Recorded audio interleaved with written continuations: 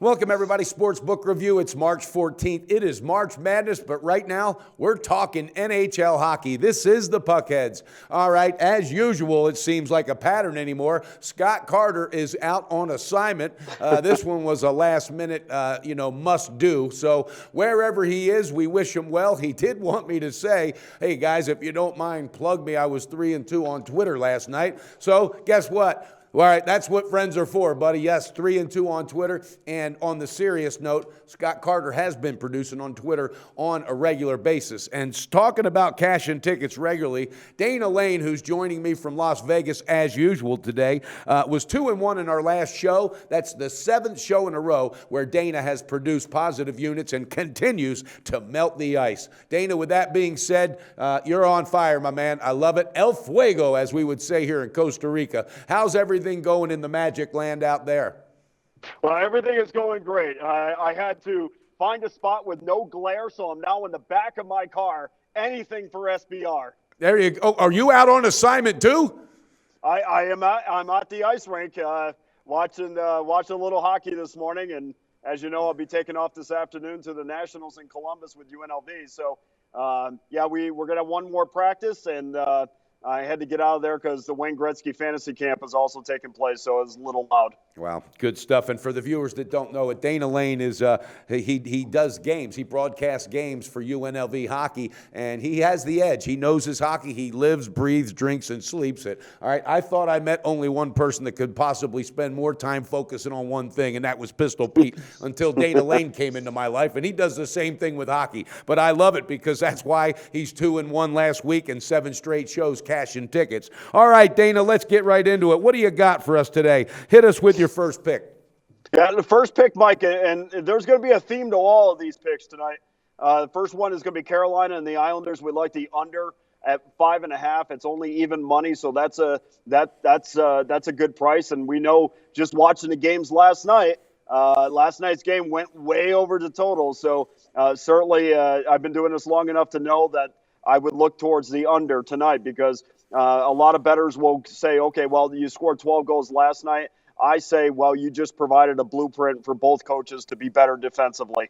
The Hurricanes are in the bottom 3 of the league in scoring, and somehow they can score against the Islanders. But I don't anticipate that tonight. And the other footnote to that as well is there's been some rumblings that Yaroslav Halak is going to come up and play for the Islanders again. So I expect a much better effort out of Thomas Greiss, and Halak is 16-5 at Bridgeport, and he's kind of breathing down his neck. And I don't think Greiss has taken the reins like they had hoped. So we'll see who the starting netminder is going to be tonight. But whoever it is, you can bet they're going to be motivated to put in a good effort. Wow, I like the breakdown, and viewers, you heard it. Don't run to the window just because of the amount of goals scored last night. All right, good coaches and good teams, they find the weaknesses and they work on it. They find what went wrong the game before and they work on it. Okay, and that works both ways for both teams. I like it. The under 5.5 for even money. All right, Dana. I had a rough time last show, and I was just starting to heat up the ice a little myself. But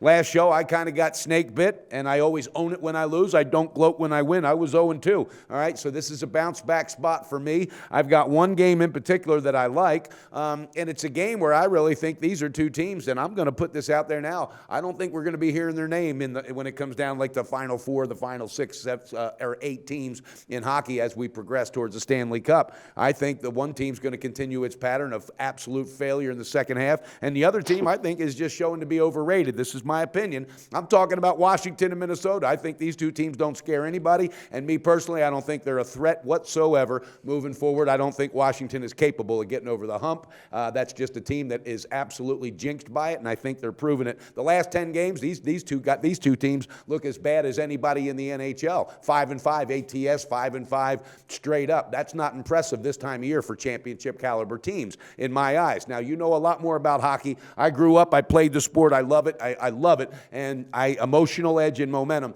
I don't see these two teams scaring anybody right now. Can you help me out with that one? Yeah, as far as I'm concerned, my second pick is also in this game as well.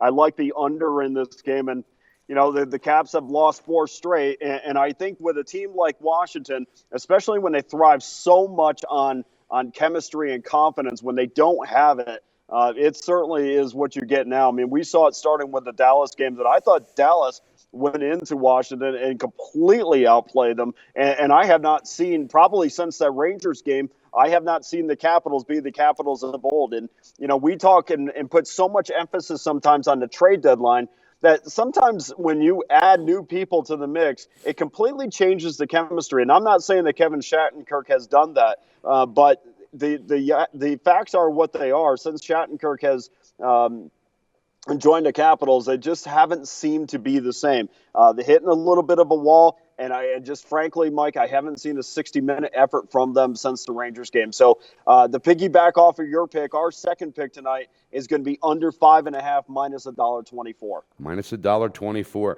Yeah, and I get a little passionate when I talk about it because I love hockey especially, and it may seem a little harsh with the words saying these two teams I don't think have a shot, but you know what? I really feel that way. I think it gets into the minds of the players after a while. I think Braden Holtby, here's a guy, I think realistically the fans are even thinking, here we go, another team, another Washington Capitals team resting on their laurels and just think it'll all come together. Well, it does not happen that way. I'm kind of disappointed at the underachievement at this stage of the year. But again, anything can happen. Again, I just wear my emotions on a sleeve. All right, with that being said, I'm going to put out my first pick because it has to do with this game because somebody's got to win it. And I think it's going to be the home team. I think Washington will slide by. And I like the under. So I'm going to have two in one game. I'm going to go with the side with Washington. I grabbed it at Pinnacle for minus 133. And I'm going to jump on piggyback with you on that under 5.5 at minus 124, Dana. Yeah, sounds good to me. This is the Washington Capitals that hasn't scored more than two goals in 6 straight games. So until I could see something different, certainly I'm not going to because I just don't think that they're playing their game, their mental game. I don't think is there right now. I think we saw this kind of at the end of last year where they just kind of coasted into the playoffs, and I'm just not sure. And maybe this is a game where they break out, but. I'm telling you. And it may be. This could turn around and bite me in the ass, but I don't think it's just last year, Dane. I think 5 out of the last 6 years, this is an exact pattern on this team. And they thought it was coaching. Is it this? Is it what? Is Ovechkin? Who's the leader in that locker room? I think that's where they really, really lack leadership. As great as a player as Ovechkin is, what we can't see as the fans is what goes on in that locker room. And you know what? He just may not be the kind of communicator that knows how to lead. That's not a fault. It may not be his strength. There's something missing, and my guess is it's in that locker room. All right, moving on. Hit us with another pick, or is that all you got today? No, our last pick we're going to go with Toronto and Florida, under 5.5. You're getting plus 101. Both teams have been off since Saturday, so I do anticipate a little bit of rust. And sometimes that turns into offense, but I just don't think that that's the case in this one.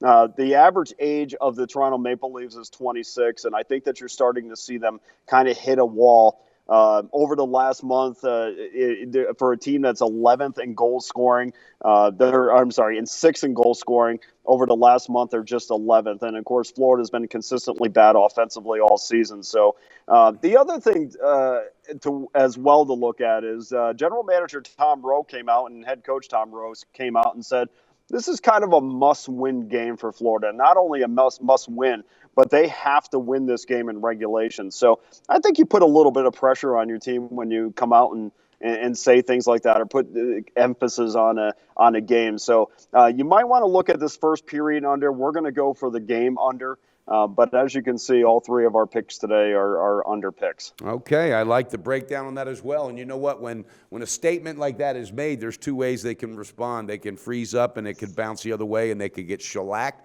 or they tighten up and do what great teams do, and that's win with defense. And if that's the case, I like the first period under, like you said, in the full game. All right, you heard it, viewers. Great breakdowns. Dana Lane's going to continue to heat up the ice. He's got 3 picks. They're all on the under, all right? And I got 2 picks. I'm going with Washington, and also I'm going on the under there, piggybacking with Dana. You know what? It doesn't matter. When someone's red hot, you got to jump on board. All right, Dana, thanks again for everything. Scott Carter, I don't know. I'm just about to give up on that guy. Nah, we can't do that. Do you think we can? No, absolutely not.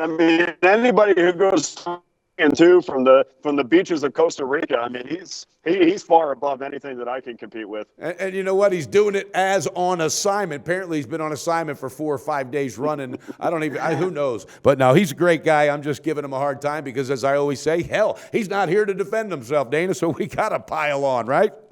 Well, that's exactly right. I mean, that's what my wife does when her friends get together. And Exactly. Hey, we can write a book about that one. We'll talk about that off camera after this damn video's over. All right, guys, we got to go. It's March Madness. Pistol Pete and I are getting ready to fire it up. You can catch Dana Lane at DanaLaneSports.com. Also on his Twitter at Dana Lane Sports. Dana, continue doing what you're doing. Keep giving the love out there to our viewers. And also, any late breaking news or moves that are going to change your pick or add a pick, do us a favor. Tweet it out and also tweet it at SBR Sports Pick so we can tweet it out to our guys as well. Take care, Dana. Let's get it done.